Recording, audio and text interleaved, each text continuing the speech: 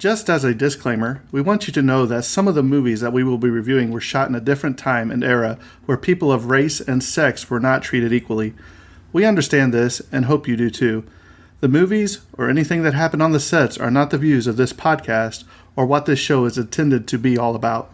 Exactly. And we want to give due diligence in presenting the movie and not the views of the cast or directors or anyone involved. But we also feel it's necessary to let the audience know some of the background information to get a feel for what was happening at the time of shooting the film. Again, we hope you understand that we do not agree with everything that went on, and we just want to give out the information.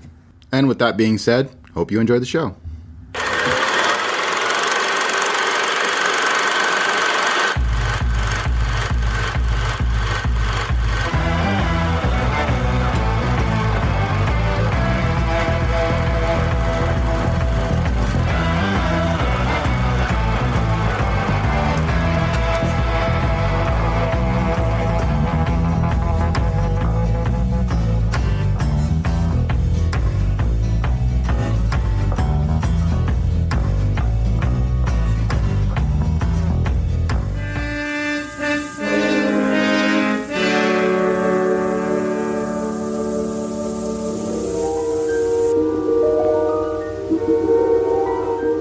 There is a fifth dimension, beyond that which is known to man.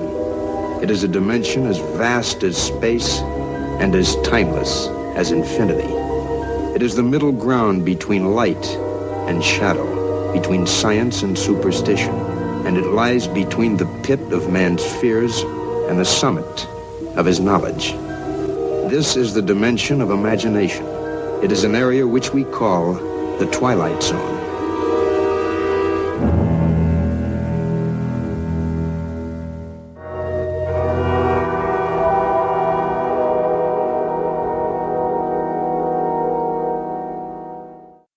All right, welcome back to the Tragedy of Cinema, the Twilight Zone special. We are now on episode 4, the 16mm Shrine.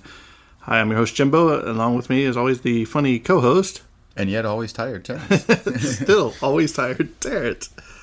If you've been listening along, you know what this is about. So if you haven't listened to our first 3 episodes, go back and listen to the first 3 episodes of the Twilight Zone television series.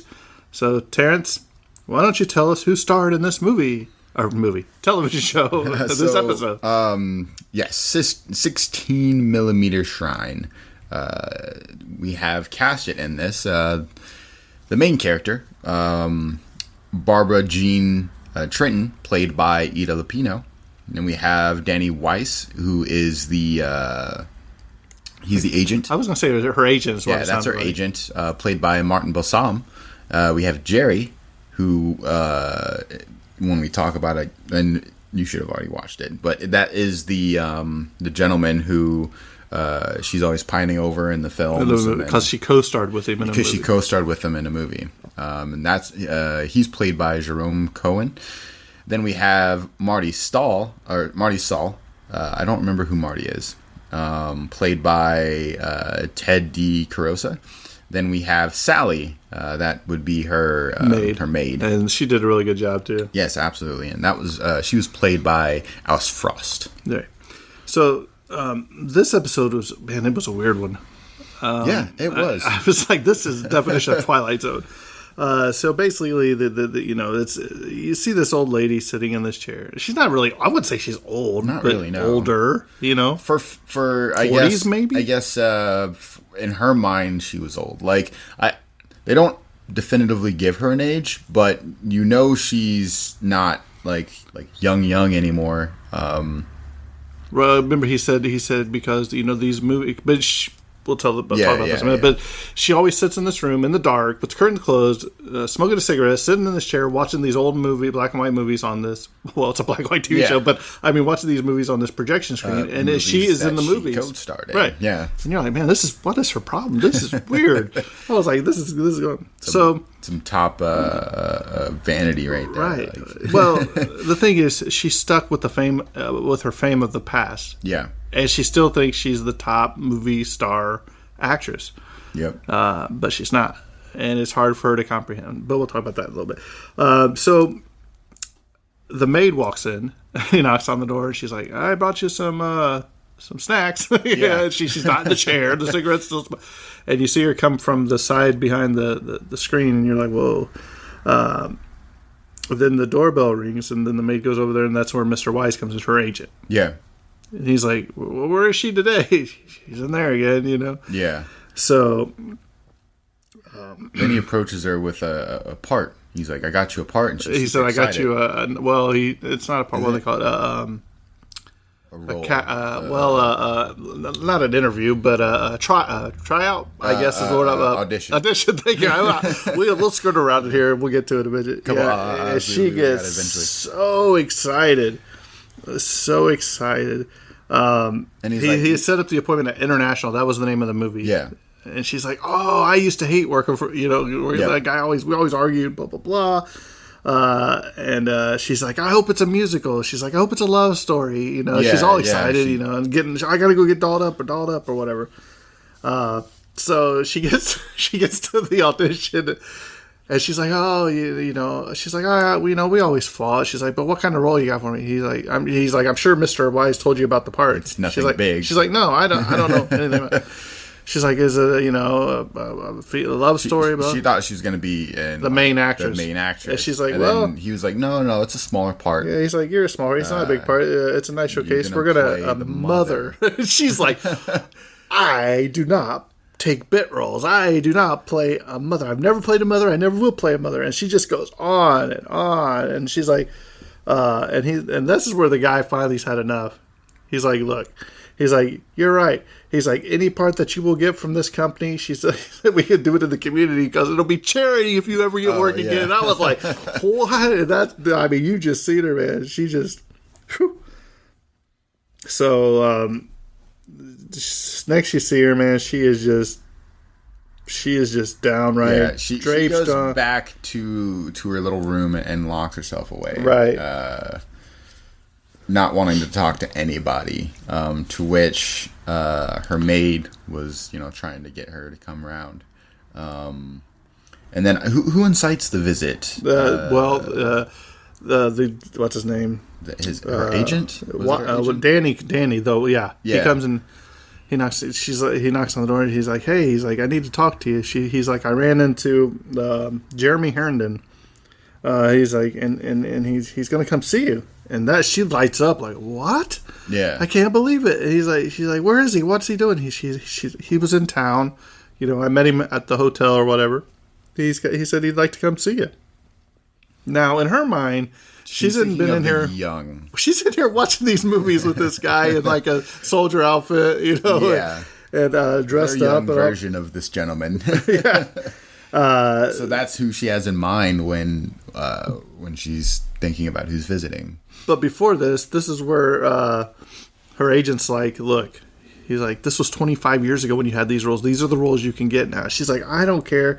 She's like, I'm a main actress." She said, "If I wanted to be the 30s again and all that, carefree," she said, "if I wish hard enough to not be old, then I'm going to throw a party. I'm going to have all these actors come over, all my old friends." And he's like, "All your old actor friends are dead." Yeah. He said that's 25 years ago. They have died or they moved. I think one of them moved to Chicago. Yeah. They've moved on or died. That's where she locks the door, and that's when she goes up. So when she gets all dolled up, and she's coming down the stairs, she's excited. This is the most excited you've seen her in this movie besides the part that he said you got an audition.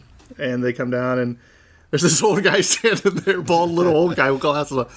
She's like, "Well, who's this?" And he's like, "It's me, Barbie. Jerry. It's me, Jerry." She's like, "Wow." He got old, basically, is what she said. Yeah. And she's like, "Well, what do you do now?" He's like, "Well, I run, a string of hotels or something." It was grocery stores. Yeah. And I think it's funny because we remember, even in my own life, probably yours too, we remember people how they were, not how they are now. Yeah. You know what I mean? Because if I think of a friend from a long time ago, I still think of them looking like that. Absolutely, and I may have not seen them for 40 years, but to me, I don't know what they look like today. Social media has helped that out. It does a little bit. Right. So But you always have that one friend who hasn't updated their profile picture since they've made a social media account. Yeah. So like, are you ever gonna update that profile picture? So she has gone. She has gone to back to the room, slams the door, and she's looking at those pictures on the wall. Right, it's the old pictures. Yeah, she's got all the pictures of her old co-stars, how handsome they are. She's like, "This is who I wanted you to be." Let's see. She gets to wishing. Yeah, and then she starts wishing again. I wish, and then she looks up at the screen, and she's like, "Jerry, this is who I wanted. I wanted to be there with you." La la la, and you're like, "Okay." She's lost her mind, Losing it. So then the maid's worried about her, so she knocks on the door, and next thing you see, she opens it up, and there's no one there, nobody in the chair. And then you see her look up, and she screams, drops the tray, and you're like, "What is going on?" Because you have no idea what's going on. Yeah. So she calls Sam. I'm sorry, Danny. She calls Danny, her agent, back, and he's like, "Where's she?" She's in there, and he's like, goes in there, and she's like, "Are you going to finish it?" He's like, "Well, yeah." So he turns on the projector, and he's sitting in the chair, and you see this big old, their doors open to her house. It's actually the house she's in, and you see this big people coming in all these different costumes from different movie sets, and you see her come down the stairs all glorious. "Oh, it's so nice to see you. Hey, come on out to the backyard. We're having a big cookout party by the pool." And the guy's like, "This is no movie I've ever, basically I've never seen this movie." And he's like, "Barbie, come back." And you see her turn around, and she looks at him. She walks down a little bit, and she blows a kiss, and then she takes like her scarf and she throws it. And it goes through the screen. No, or like it just, you see it fall off the banister or whatever. So it goes and it walks off, and he shuts off the projector. And then that's when he walks out the doors, and he sees he walks out the door, and the scarf is on the ground. Yeah, and you're like, "What?" And he's like, and then he knows, and he starts smiling. Like she finally got her wish, what she wished for. So here's a couple. So basically, her wish came true. Yeah.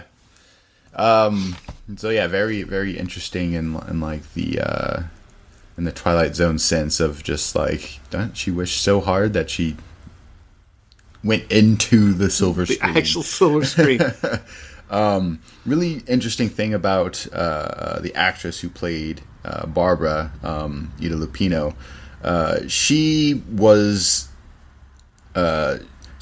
she was the only person who both acted in one episode and directed another.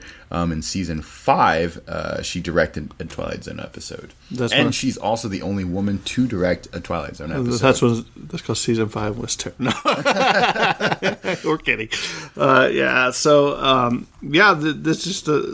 right here. This is what they call the Twilight Zone twist, if you will. The endings to the Twilight Zone always are just ridiculous. Oh yeah, it makes you think like, what did I just watch?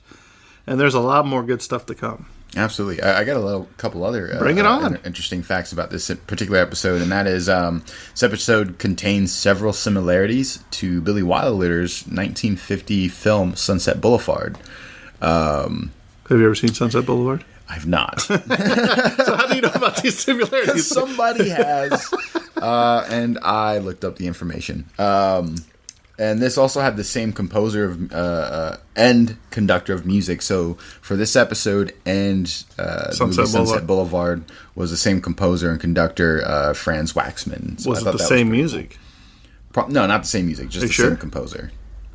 How do you know if you've never seen Sunset Boulevard? He's like, "Would you just shut up and let me just say my stuff?" I know what the internet tells me on these things. Oh, the internet's never wrong, is it? It's got to be right. You got anything else over there, Millennial? Nothing. All right. Well, hopefully you'll join us again next time. Will be episode number 5 already of season 1 of the Twilight Zone. That would be Walking Distance. That's a pretty good one if I remember right. Yeah. So, all right. Well, I think this episode's coming to a close, and that's a wrap. And cut.